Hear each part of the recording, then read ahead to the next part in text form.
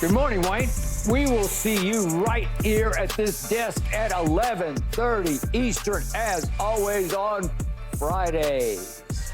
Speaking of Friday, good morning, Keyshawn Johnson. Hey, good morning, you ready? Yeah. Oh, yeah. You look ready. You're going to have to call me Friday night fresh. Man, Solid, man. I'm going out. A little sleep. I'm going out in this outfit tonight. You're going out? I think you just got back. I'm going out in this outfit tonight. I'm looking fresh today, baby. I was told you were out celebrating the gold medal that Team USA hasn't yet won. Is that true? Man, it's in the bag. I already told you. It's in the bag. So over. That's so over. It's in the bag, baby. It's so over. Now. It hadn't even started. Right. Okay, speaking of that, let's get started talking about a player who eventually will join Paul in the Basketball Hall of Fame. Oh, yeah. Looks like Russell Westbrook is on his way from the Clippers to Denver. I like it. I like that. Nuggets have lost, of course, KCP and backup point guard Reggie Jackson. So in a sign-and-trade deal, Chris Dunn goes from Utah to the Clippers. Utah will buy out Russ's $4 million contract. Then Russ will play for Denver for the veteran minimum of $3.3 million. Paul, all right. Sounds like you're going to say good fit. Yeah, that's a good fit. Okay. You know what? I look at it and everybody say, well, Russ didn't fit with KD. He didn't fit with the Lakers. I thought he fit with the Clippers, though. But look at this. Russ is at a point in his career. I know he wants to win the championship. He's done everything that you could possibly do in the game of basketball. He's been an MVP. He's been to the finals. I mean, how many countless triple-double seasons. But look at this. 4 out of 5. 4 out of 5. Yeah. I look at him now at this age, and I'm like, you know, Denver is still a contender. As long as you got Joker, they're a contender. They lost something with KCP, yeah. They lost something with Brown the year before that and Jeff Green. They did. So I think he fills the void on a few things, and this is more than on the court. He gives them off-the-court leadership, you know, which I think KCP was kind of playing that role. But I also like, you know, I kind of look at him like a Jason Kidd role on Dallas. You remember how valuable Jason Kidd was when he played with Dirk Nowitzki when they won the 2011 championship. Jason Kidd, he wasn't Jason Kidd at the time, but he was so valuable for them as far as leadership and just plays and just knowing, defending multiple positions like Russ can do. And I feel like this is a great fit. And you know what I would do? I would make him a starter. I think you could put him in as a starter like you did Jason Kidd, because now you could throw Jamal Murray at the 2 and say, Jamal, you know what? You could just go be the scorer you are because, you know, you got too much responsibility trying to play make, and then you negotiating between being when to assist and when to be a scorer. When I feel like Jamal Murray's a natural-born scorer. Now you got playmaking from Russ and Jokic. Russ can cut back door, slash, and do those things like we seen he do with the Clippers. So you're talking about a starter for Yeah, him. I like him as a starter. Okay, like a 35 minutes starter? Man, you can get about 28 to 30 minutes. Yep, I like that. Think about when Jay Kidd was about the same age, starting on the championship team. He wasn't Jay Kidd. You know what I'm saying? He wasn't going to wow you with his numbers, but he's going to give you all the little intangibles, and I think Russ can be that now. He didn't turn out, he's not the shooter that Jay Kidd became, because Jay Kidd became a decent spot of shooter. He did. Same thing with Rondo on the Lakers. Reminded me of that move when they won in 2020. So I like this move with Russ right there as a starter, with Jamal Murray at the 2, and I think they can still make some noise as a contender as long as Joker is still playing at an MVP level. Yeah, you know, when you look at Russ's overall career, you go OKC young. I mean, he got middle-aged at Oklahoma City. Yeah, but I mean young when they got sure. to the championship. Oh. Outside of that, the next best stop for him was the Clippers. That had a team that can I buy contend. that. Yep. Now you go into a foundation. I don't know. Houston, was they a contender? No, they was all Harden didn't want to beat it. It was all messed up. Yeah. And now you got a team that has a solid foundation. You're not taking him and putting him. You're not building a team. The team's already in play. You're just adding a piece to the team. So for those that think he goes in there and he becomes disruptive, and all of a sudden it's gonna mess up their chemistry. Because I know that's when people first think about Russ, the first thing they say is, well, it didn't work with LeBron. It didn't work in Houston. It didn't work in Washington. And he wore out his welcome in OKC. Paul George had to get away from him.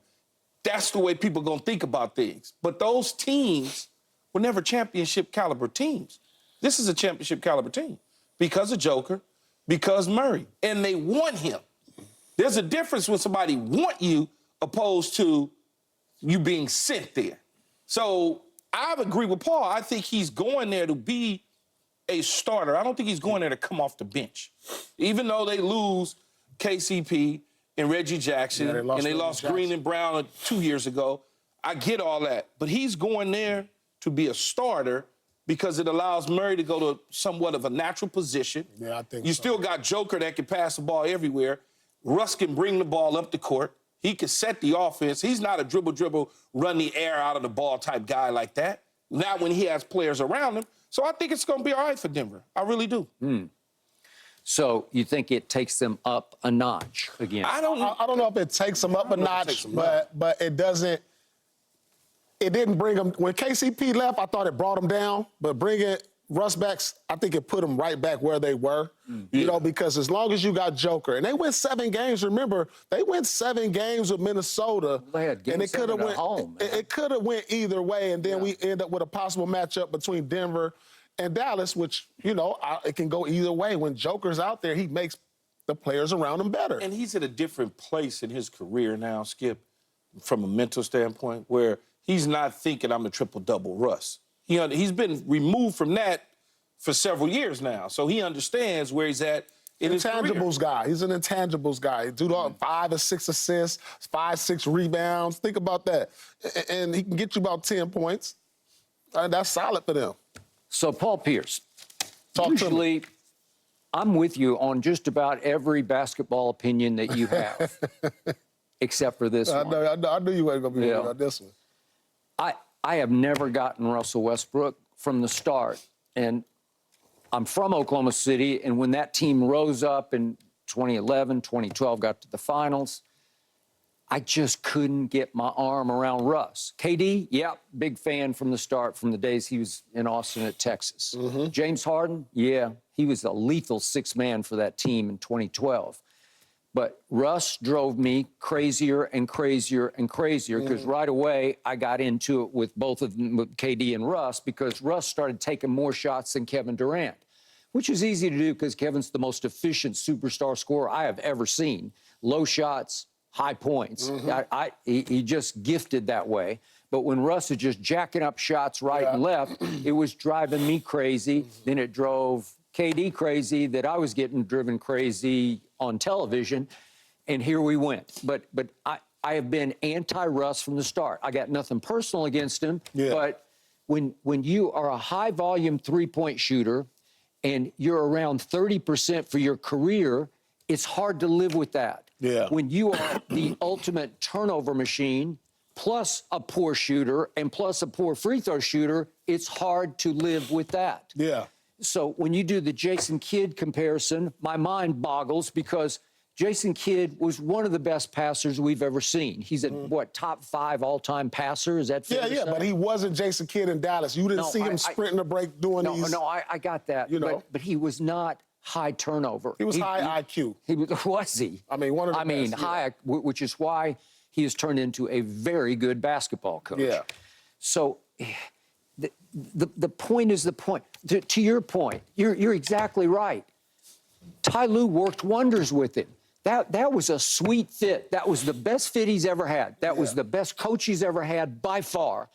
A coach who worked with him as opposed to Darvin Ham, who just clashed with him from moment one, and it never worked. It never got off the ground from literally game one.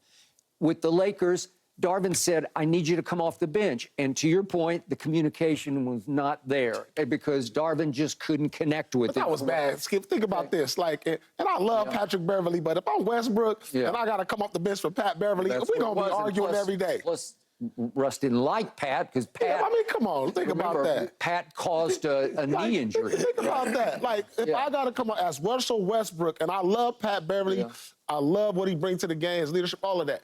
But if I'm Russ Westbrook and I got to come off the bench for Pat Beverly, me and the coach going to be arguing every day. Like, what is this?